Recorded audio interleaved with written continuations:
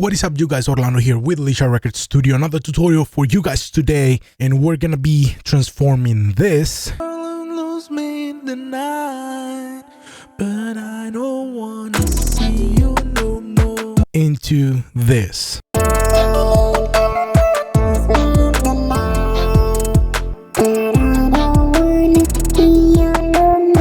Let's get to the tutorial.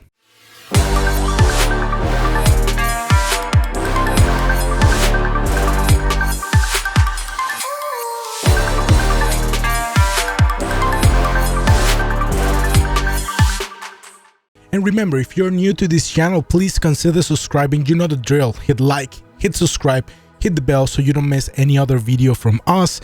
And on today's video, we're gonna be doing vocal chops using this tool called Manipulator.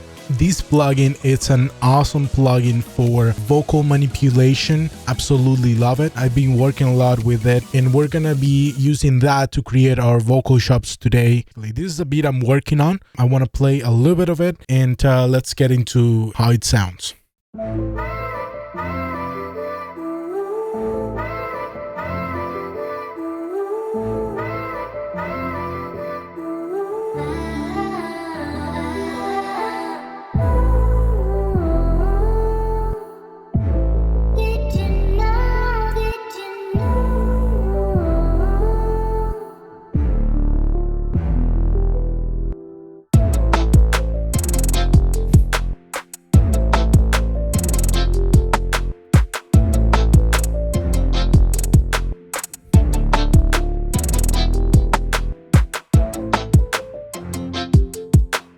Pretty cool. So this is kind of a more pop style beat. So what we want to do is doing vocal chops like Skrillex, like EDM vocal chops that you can do super easy, and Manipulator allows us to do that. So the first step I did was actually I recorded myself. I'm not a good singer, forgive me for this. I just recorded something. The first thing came through my head. Seriously, this is just one take in the spot just for this example. This is how it sounds. Lose me in the night, lose me in the night, girl, lose me in the night, but I don't wanna see you no more. And I repeated that thing throughout the whole song. And this is the key part. As long as it's constant audio, which is the key here for what we are about to do. So the next thing is that created a MIDI track. Here it is, the MIDI track. And that MIDI track, it's gonna be the MIDI track we're gonna be using with our keyboard to manipulate, basically to send signal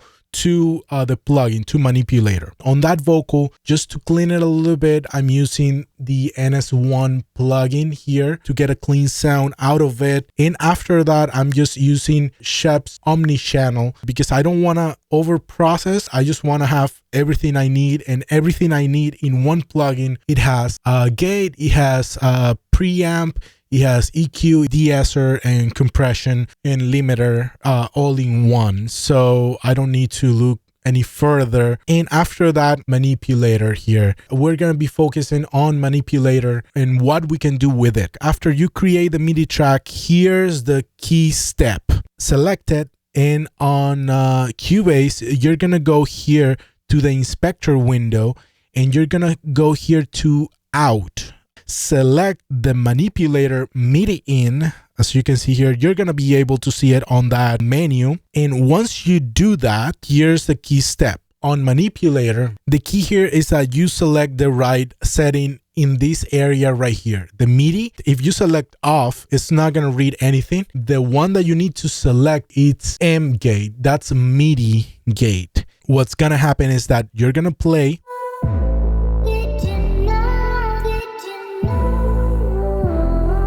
You're not getting any audio right now because you're not playing your keyboard. But if you play your keyboard, this is what happens. Lose me in the night, lose me in the night, but I don't wanna see you no more. Okay, so once you start playing your MIDI keyboard, once the song is playing, obviously, because if you play like that, it's not gonna do anything because it needs to have the audio playing for it to play. Lose me in the night.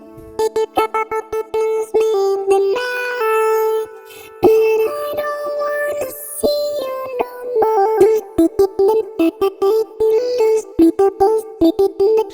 And the good part about that is that you can basically write any note there whatsoever, any MIDI note, and it's gonna use that sample basically. So here's an example. I have that MIDI track right there, and it's doing a melody. It's doing this same melody right here.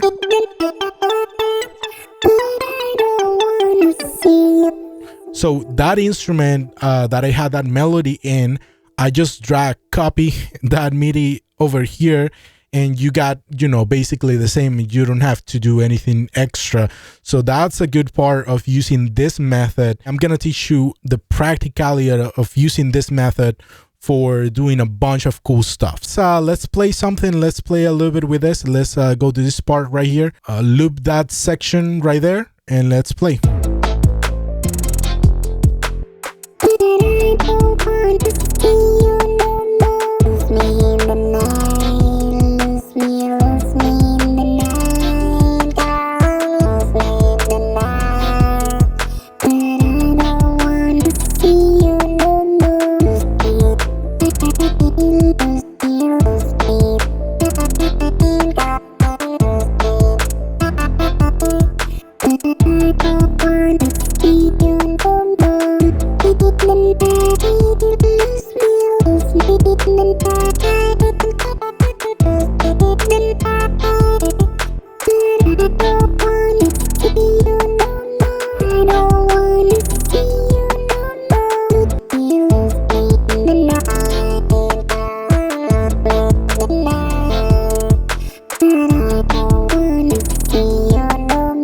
And once you find out the melody that you want to record that. So let's hit record that.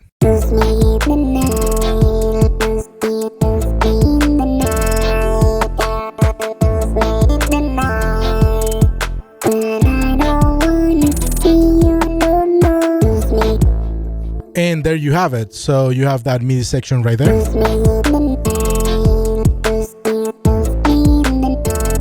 And you can adjust after that, after the fact. So if you want to adjust a few notes here, you can do that.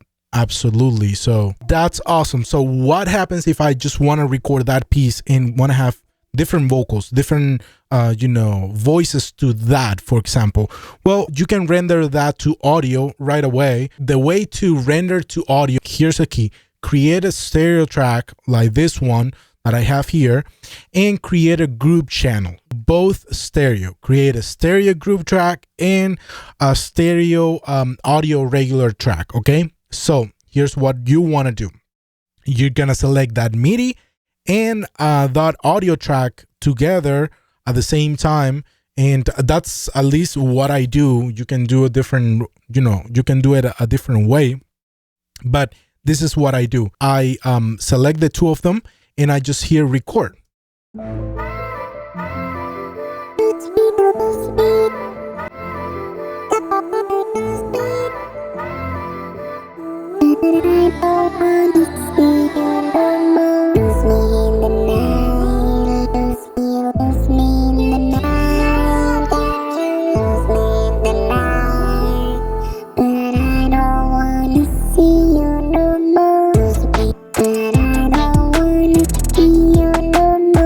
And as you can see here, if you have already MIDI in there, it's going to record by itself and it's going to render that to audio automatically. And what you can do after that is just duplicate that track, delete anything on it, and just record something new. So in this case, I'm going to record something new. Let's do that. Select those two tracks. Don't select the one that you already recorded, or you're going to re-record what is in there. And record again. you need to activate this, and just make sure that you activate the record on that track as well. Okay, so let's go again.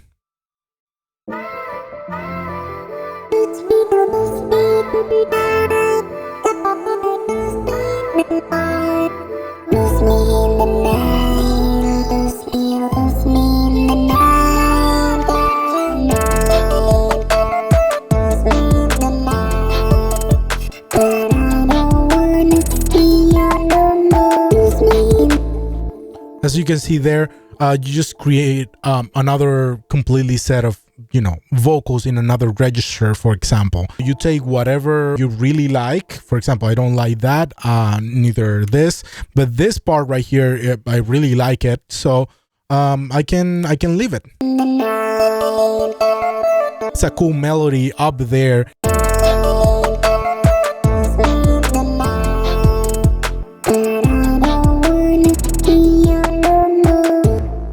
Okay, so the key for rendering that audio, of course, is in the inspector. Select in the group that you want to send audio from, and of course just record alongside with the MIDI in this case, and you're gonna be able to render whatever you play on your keyboard to audio. So talking about Manipulator, Manipulator is really good, and as you can see here, I'm doing a pitch vocal. If I wanted to go lower, do a lower vocal basically.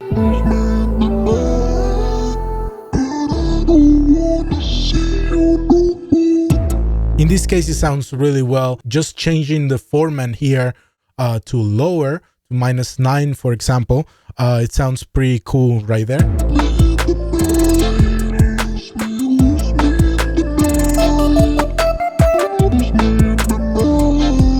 Something cool like that. And that's the easy way to do vocal chops. And as you can see here, you can just grab that audio and process it later, do crazy stuff, reverse it, and put or add more effects to it if you want to. And this is the really cool, fun way to do vocal chops for me using Manipulator, this awesome plugin from Infected Mushroom. And again, if you like this tutorial today, please consider subscribing. You know the drill. Hit like, hit subscribe, hit the bell so you don't miss any other video from us. And until next video, guys, don't stress, do your best, be blessed, forget the rest. See you in the next tutorial.